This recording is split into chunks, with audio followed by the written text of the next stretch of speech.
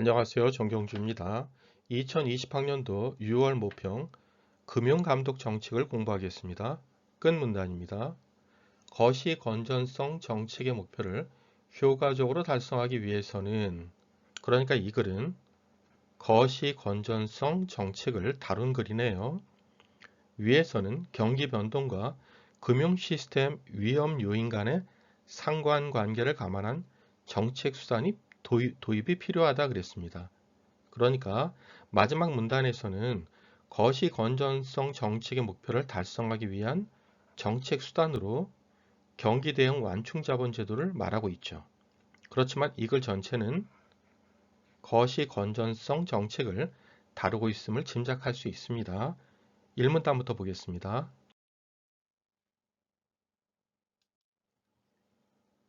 전통적인 통화 정책은 정책 금리를 활용하여 물가를 안정시키고 경제 안정을 도모하는 것을 목표로 한다. 통화 정책은 금리를 올리고 내리는 것이죠. 정책 금리는 중앙은행이 결정하는 금리입니다.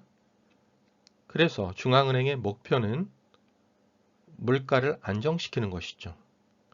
연간 2% 내외의 물가 상승이 물가 안정이거든요. 그리고 경제 안정을 도모하는 것을 무엇의 목표? 통화 정책의 목표로 한다 이 말이죠. 중앙은행은 경기가 과열되었을 때 정책금리 인상을 통해 경기를 진정시키고자 한다. 중앙은행, 한국은행이나 미국의 FRB는 경기는 경제 상태죠. 이것이 과열되었을 때, 경기가 과열되었다는 말은 소비가 늘어났다는 말이죠. 그러면 유가와 같은 물가가 상승하니까 금리를 인상시킵니다. 인상시켜서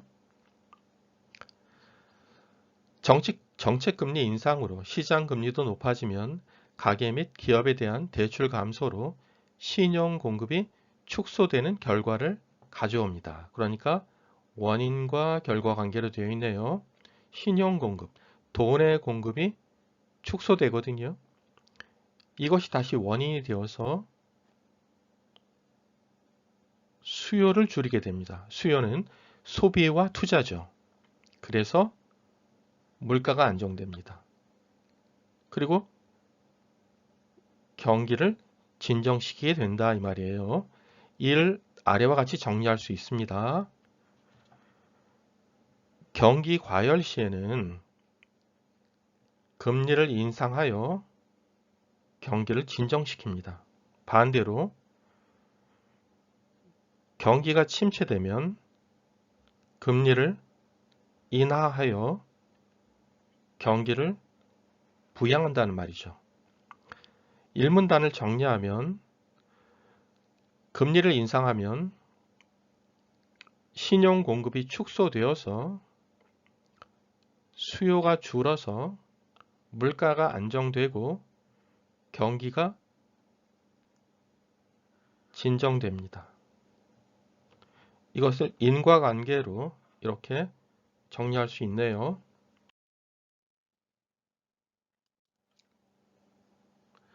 금융을 통화정책의 전달 경로로만 보는 전통적인 경제학에서는 금융감독정책, 금융감독원이 시행하죠. 개별 금융회사가 즉 은행입니다. 건전성 확보를 통해서 금융 안정을 달성하고자 하는 미시 건전성 정책에 집중해야 한다고 보았다 그랬습니다. 여기 보시면은요. 수단은 미시 건전성 정책의 수단이죠. 이를 통해서 금융 안정이라는 목적을 달성하고자 하는 것이죠. 금융 안정이 목적이지 금융 시스템 안정이 아닙니다. 금융 시스템 이상을 알 수는 없다고 보았던 거죠. 이러한 관점은 금융이 직접적 생산 수단이 아니므로 단기적인 때와는 달리 장기적으로는 경제 성장에 영향을 미치지 못한다는 인식과 그랬죠. 그러니까 금융은 단기적으로는 경제 성장에 영향을 미친다. 그런데 장기적으로는 영향을 미치지 못한다 이 말이죠. 여기 달리 그렸기 때문에 차이를 말하고 있습니다. 그리고 자산시장에서는 가격이 본질적 가치를 초과하여 폭등하는 것을 버블이라고 하는데, 버블은 존재하지 않는다는 효율적 시장 가설에 기인한다 그랬습니다. 그러니까 버블이라는 것은 가격이 가치보다 커지는 것이죠. 이것이 존재하지 않는다 하니까 가격이 가치와 같은 것이거든요. 그렇지만 금융위기를 거치면서 버블은 존재한다라는 것을 알게 된 거죠. 미시 건전성 정책은 개별 금융회사의 건전성에 대한 예방적 규제 성격을 가진 정책 수단을 활용하는데, 그 예로는 향후 손실에 대비하여 금융회사의 자기자본 하한을 설정하는 최저 자기자본 규제를 들 수 있다 그랬습니다. 여기 미시 건전성 정책을 집합이라고 본다면 최저 자기자본 규제는 원소라고 볼 수 있죠.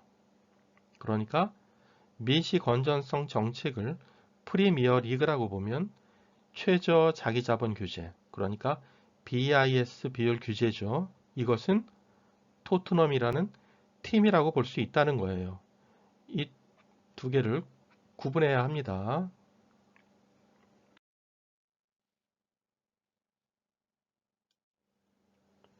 이처럼 전통적인 경제학에서는 금융감독 정책을 통한 금융안정을, 그러니까 금융감독 정책이 수단인 거고요. 이 수단을 통해서 금융안정이라는 목적을, 그리고 통화정책을 통해 물가안정을, 그러니까 통화정책을 수단으로 해서 물가안정이라는 목적을 달성할 수 있다고 보는 이원적인 접근 방식, 이원적이라는 말은 별개의 또는 분리된 접근 방식이 지배적인 견해였다. 그러니까 그러나로 연결되니까 이 금융감독 정책과 이 통화정책은 별개가 아니다. 분리된 것이 아니다. 그러니까 상보적인 것이다. 그러니까 그런 말이죠.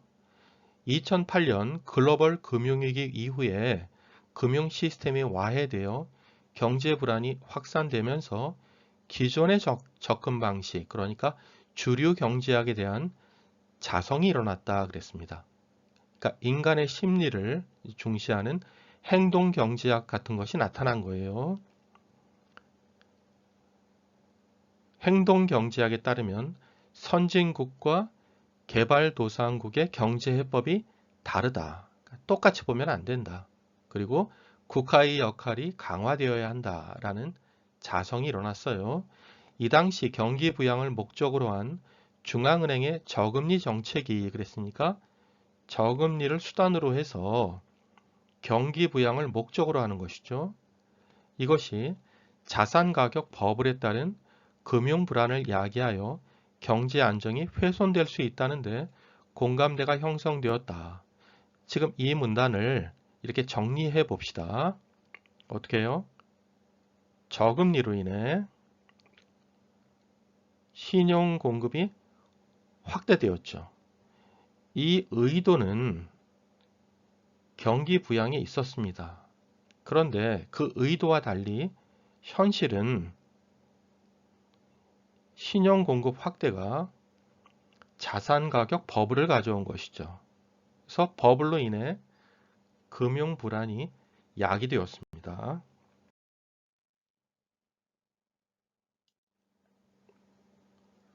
또한 금융회사가 대형화되면서 개별 금융회사의 부실이 금융 시스템의 붕괴를 야기할 수 있게 됨에 따라 금융회사 규모가 금융 안정의 새로운 위험 요인으로 등장하였다 그랬습니다. 그러니까 금융회사의 규모가 너무 크면 위험하다 이 말이죠. 실제로 2008년에 파산한 리먼 브러더스의 부채액은 700조 원이었습니다. 이에 기존의 정책으로는 금융 안정을 확보할 수 없고 경제 안정을 위해서는 물가 안정뿐만 아니라 금융 안정도 필수적인 요건이 밝혀졌다 그랬습니다.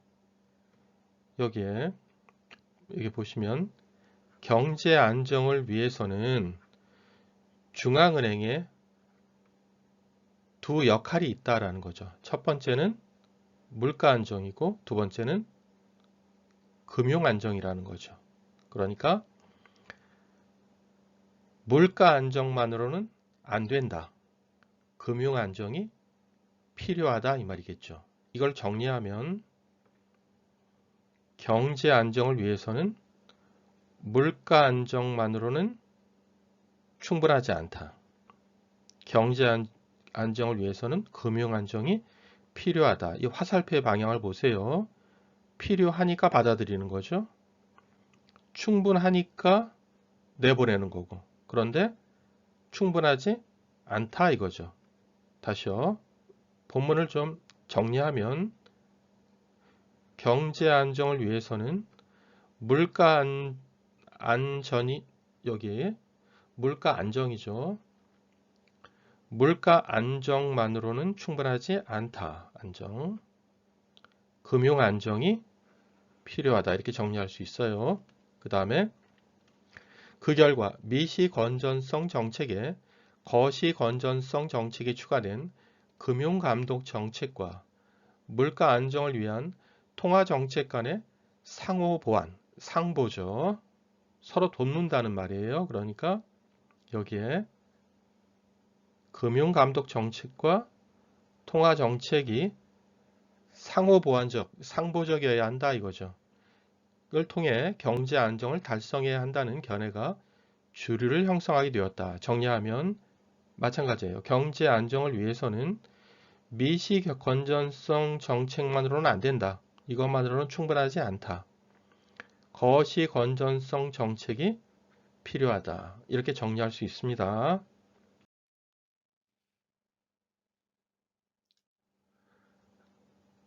거시 건전성이란 개별 금융회사 차원이 아니라 금융 시스템 차원의 위기 가능성이 낮아 건전한 상태를 말하고 여기에 개별 금융회사는 개별 은행이죠. 그러니까 부분 차원이 아니다. 금융 시스템, 개별 은행의 합이죠. 그러니까 전체 차원이다. 부분 차원이 아니라 전체 차원의 위기 가능성이 낮아서 건전한 상태를 거시 건전성이라 한다. 그리고 거시 건전성 정책은 금융 시스템의 건전성을 추구하는 규제 및 감독 등을 포괄하는 활동을 의미한다. 이때 거시 건전성 정책은 미시 건전성이 거시 건전성을 담보할 수 있는 충분 조건이 되지 못한다. 이게 무슨 말이에요? 그러니까 개별 은행은 건전해도 금융 시스템은 불건전할 수 있다. 이런 말이겠죠. 달리 이야기하면 개별 금융기관의 최적의 선택이 시스템 전체의 새로운 문제를 야기할 수도 있다. 이런 말일 거예요. 이와 같은 것을 구성의 오류라고 합니다. 경제학에서는 구성의 오류라고 하고 논리학에서는 결합의 오류라고 해요. 같은 말입니다. 그러니까 부분과 전체는 다르다. 이런 거겠죠. 예를 들면 개인의 절약은 미덕이지만 사회에는 해악이 될 수 있다. 이는요. 2018학년도 수능에 출제된 생물학자 마이어의 창발성과 연결됩니다. 그러니까 전체는 부분의 합보다 크다. 그러니까 생물계는 단계를 오를 때마다 새로운 속성이 나타난다. 그게 창발성이죠. 이거하고도 관계됩니다. 이와 같은 구성의 오류에 논리적 기반을 두고 있다. 거시 건전성 정책은 금융 시스템 위험 요인에 대한 예방적 규제를 통해 금융 시스템의 건전성을 추구한다는 점에서 미시 건전성 정책과는 차별화된다. 그러니까 금융 시스템, 그러니까 부분이 아니라 전체의 건전성을 추구한다. 그것이 거시 건전성 정책이다 라고 말하고 있습니다. 거시 건전성 정책의 목표를 효과적으로 달성하기 위해서는 경기 변동과 금융 시스템 위험 요인 간의 상관관계를 감안한 정책 수단의 도입이 필요하다 그랬습니다. 금융 시스템 위험 요인은 경기 순응성을 가진다. 여러분 거기에 경기 순응성이라는 말은 뭐죠? 경기가 호황일 때 대출을 늘리고 경기가 불황일 때 대출을 줄이는 것을 경기 순응성이라고 합니다. 읽어볼게요. 즉 경기가 호황일 때는 금융회사들이 대출을 늘려서 신용 공급을 팽창시킴에 따라서 자산 가격이 급등하고 화살표로 표시하면 확인하기가 편합니다. 이는 다시 경기를 더 과열시키는 반면에 불황일 때에는 그러니까 경기가 나빠질 때에는 그런 의미예요. 그 반대의 상황이 일어난다. 이를 그 말은 이 경기 순응성을 완화할 수 있는 정책 수단으로는 그러니까 솔루션 S 해결 방안은 무엇인가 라는 거예요. 경기 대응 완충 자본 제도가 그 사례다. 해결 방안이다 이 말이죠.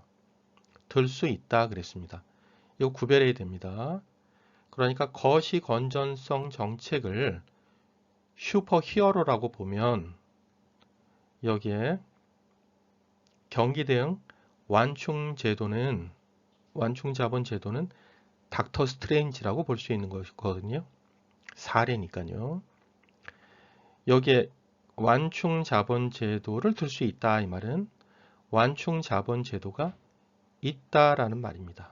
이것을 완충 자본 제도가 필요하다라고 이해하면 안 됩니다. 이 있다와 필요하다를 구분해야 뒤에 문제를 풀 수 있습니다.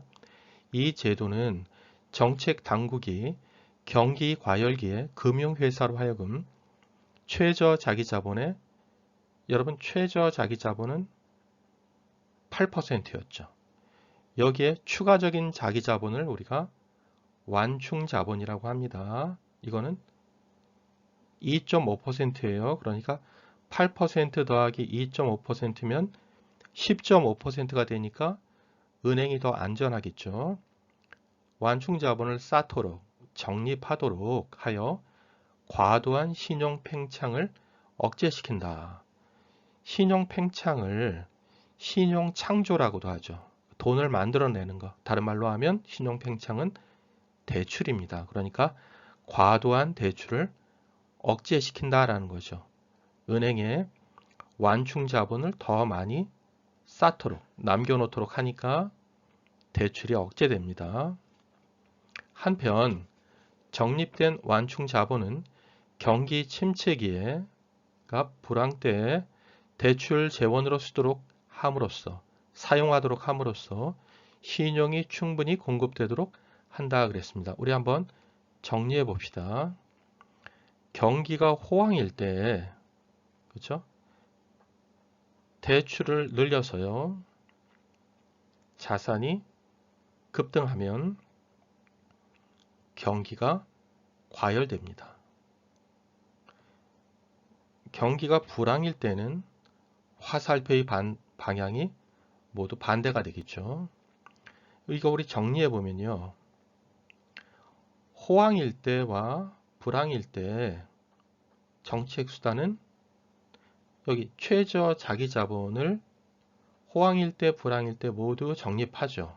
그런데 완충자본은 호황일 때 적립했다가 불황일 때 완충자본을 사용한다는 그런 것이죠.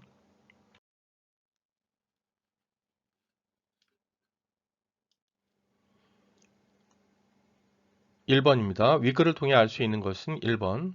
글로벌 금융위기 이전에는 금융이 단기적으로가 아니고 장기적으로 경제 성장에 영향을 미치지 못한다고 보았다. 2번. 글로벌 금융위기 이전에는이 아니고 이후에는 개별 금융회사가 건전하다고 해서 금융 안정이 달성되는 것은 아니라고 보았다. 금융위기 이후에 이제 구성의 오류를 알게 된 거죠. 3번. 글로벌 금융위기 이전에는이 아니고 이후에는 경기 침체기에는 통화 정책과 분리되지 않고 더불어서 금융감독 정책을 통해 경기를 부양시켜야 한다고 보았다. 4번 글로벌 금융위기 이후에는 정책금리 인하가 버블을 가져와서 금융 불안을 야기하는 거죠. 그래서 경제 안정을 훼손하는 요인이 될 수 있다고 보았다. 답 4번입니다. 5번 글로벌 금융위기 이후에는 경기 변동이 자산 가격 변동을 유발하나 자산 가격 변동은 경기 변동을 유발하지 않는다고가 아니고 유발한다고 보았다. 우리 오문단 어떻게 정리했습니까?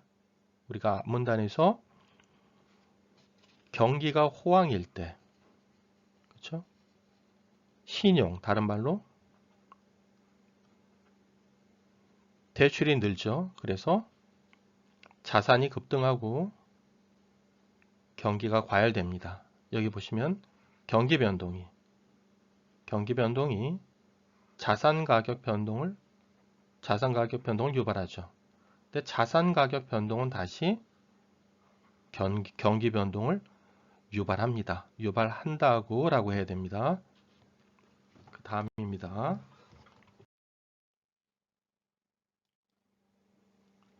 2번입니다. 기억과 니은에 대한 설명으로 적절하지 않은 것은, 여러분 기억은 미시 건전성 정책이고요. 니은은 거시 건전성 정책이죠. 기억에서는 물가 안정을 위한 정책 수단, 그러니까 금리 변경이죠. 이것과는 별개의 정책 수단가 이를테면 BIS 비율을 통해 금융 안정을 달성하고자 한다. 그리고요. 2번 니은에서는 신용 공급의 경기 순응성을 완화시키는 정책 수단이 필요하다. 우리 오문단에서 뭐라고 정리했습니까? 경기가 호황일 때 신용, 다른 말로 대출을 늘려서 자산이 급등하면 경기가 과열된다고 그랬죠. 여기서 경기가 호황일 때 대출을 늘리는 것, 불황일 때 대출을 줄이는 것을 경기 순응성이라고 했죠. 이것을 완화시키는 정책 수단 중에 하나가 경기 대응 완충 자본 제도인 거죠. 그 중에 하나인 거예요. 그러니까 정책 수단이 필요하다 하면 맞는데 무조건 경기 대응 완충 자본 제도를 써야 한다고 하면 안 되는 것이죠. 그러니까 이렇게 말하면 안 되고 정책 수단이 필요하다라고 한 것은 적절합니다. 3번 기억은 니은과 달리 예방적 규제 성격의 정책 수단을 사용하여 금융 안정을 달성하고자 한다. 여러분 미시 정책은 개별은행이, 거시 정책은 시스템이죠. 그러니까 기억이나 니은이나 모두 달리가 아니고 공통적으로 예방적 성격의 정책 수단을 사용하는 거. 그래서 답은 3번이 답입니다. 4번 니은은 거시는 미시와 달리 금융 시스템 위험 요인을 감독하는 정책 수단을 사용하는 거고요. 그 다음에 5번에 기억과 니은 모두 금융 안정을 달성하기 위해 금융회사의 자기 자본을 이용한 정책 수단을 사용한다. 여러분 기억은요. 최저 자기 자본 8%. 그렇죠? 근데 니은은 거기다가 완충 자본 2.5%를 추가하는 것이죠. 이것은 모두 자기 자본을 이용하는 거 맞습니다. 그래서 답은 3번이 되겠습니다.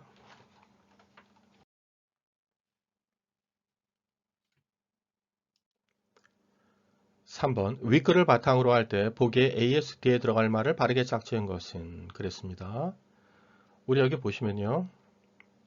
호황일 때나 불황일 때나 최저 자기 자본을 적립하죠. 여러분 기억은 미시고 니은은 것입니다. 그런데 완충 자본은 호황일 때 적립하고 불황일 때 사용한다는 것이죠. 그러니까 여기 보시면요. 완충 자본은 것입니다. 그러니까 여기에는 거시가 들어가게 되고요. 최소 수준 이상의 자기 자본 8%죠. 그것만 쓰는 거는 미시죠. 그러니까 미시 이것은 최소 수준의 자기 자본인 거고요. 그럼 어떻게 됩니까? 호황일 때는 적립하고 불황일 때는 사용하는 거죠. 호황일 때 적립하고 불황일 때 사용하는 것이니까 밑에 선지를 확인해 보면 1번이 답이 됩니다.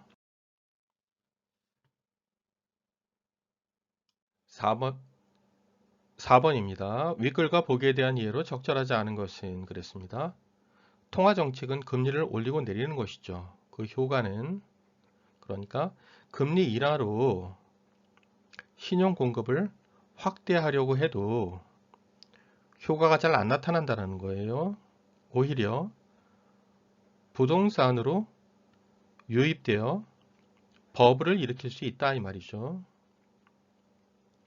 우리 이것은 바로 산문단의 내용입니다. 우리가 산문단에서 저금리로 신용 공급을 확대하면 원래의 의도는 경기를 부양하려는 것이었지만 현실은 자산 가격 버블로 인한 금융 불안을 야기할 수 있다. 그런 내용이죠. 보기 내용이 그런 겁니다. 이것을 끈 밀어 올리기라고 한다. 그 말이겠죠?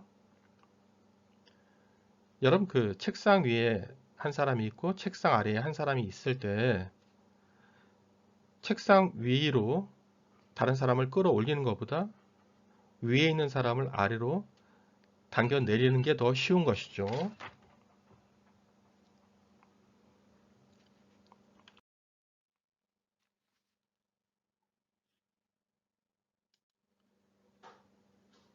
1번입니다. 끈 밀어올리기를 통해 경기 침체기에 도를 집어넣으면 돼요. 도. 자산 가격 버블이 발생하는 경우를 설명할 수 있겠군. 그렇죠. 2번. 현실에서 경기가 침체되었을 경우 정책금리 인하에 따른 경기 부양 효과는 경제 주체의 심리, 그러니까 소비 심리에 따라 달라질 수 있겠죠. 끈 밀어올리기가 있을 경우에 경제 침체기에 금융 안정을 달성하려면 경기 대응 완충 자본 제도가 아니고요. 정책 수단의 도입이 필요하겠군. 이렇게 말해야 됩니다. 정책 수단의 도입이 필요한 것이지 경기 대응 완충 자본 제도를 꼭 써야 되는 것은 아닌 거죠. 4번. 통화 정책 효과가 경기에 대해 비대칭적이라면 경기 침체기에는 정책 금리 조정 이외의 방안을 그렇죠? 즉 니은을 도입할 필요가 있겠군. 맞고요. 5번. 통화정책 효과가 경기에 비해 비대칭적이라면 우리가 비대칭이라는 거 뭐라고 했습니까? 그렇죠? 우리가 경기를 완화시키는 거하고 그렇죠? 경기를 끌어올리는 거하고 같은 게 아니다. 그렇죠? 그 효과가 똑같지 않다. 그런 내용입니다. 경기를 끌어내리는 것은 쉽지만 그렇죠? 경기 침체에서 벗어나게 하는 것은 효과가 미미하다. 그게 비대칭적이다라고 했죠. 그래서 정책금리 인상은 신용 공급을 축소시킴으로써 경기를 진정시킬 수 있겠군 그랬습니다. 우리가 일문단에서요. 금리를 인상하면 신용 공급이 축소되어서 수요가 줄어서 물가가 안정되고 경기가 진정됩니다. 이것은 쉽다라고 했습니다. 그러니까 경기를 진정시킬 수 있겠군. 맞습니다. 답은 3번입니다.